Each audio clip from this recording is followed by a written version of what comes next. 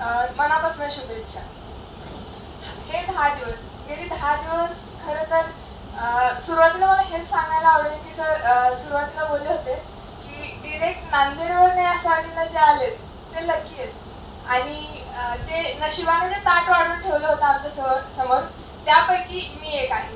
खरं तर कितीतरी नशिबाने ताट वाढून ठेवलेलं असलं तरी आपल्याला ते खायचं कसं हे कळायला पाहिजे. एक चॅलेंज नक्कीच होतं की म्हणजे कसं होणार, कारण तुम्ही सगळे जळगावला गेले होते, मस्त प्री नॅशनल करून आले, तुमची प्रॅक्टिस विक्टिस सगळं आम्हाला असं म्हणजे असं सुरुवातीला दडपण आल्यासारखं झालं होतं की बाबा आता काय होणार आहे, कारण तेवढी प्रॅक्टिस नव्हती. 4 दिवसापूर्वीच आधी कळालं होतं की बाबा सिलेक्शन झालंय आपलं.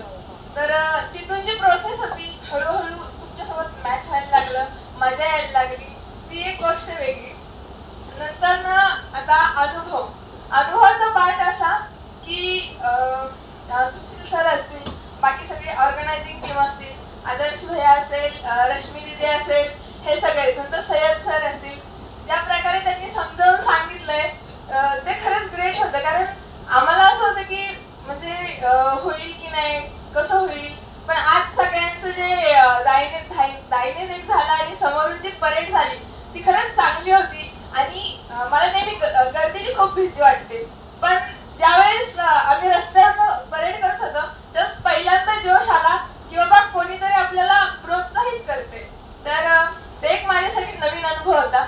आणि नवीन मित्र तर ऑफकोर्स सगळे येताना आम्ही दोघी तिघी आलो होतो, आता जाताना आम्ही 90 जण म्हणजे 90 जणांचा ग्रुप आमचा असेल. आणि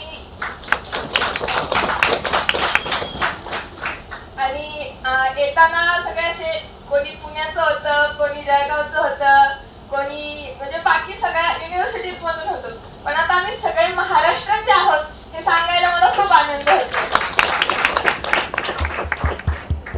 तर चालेल एवढंच. सगळ्यांना पुढच्या वाटचालीसाठी खूप साऱ्या शुभेच्छा.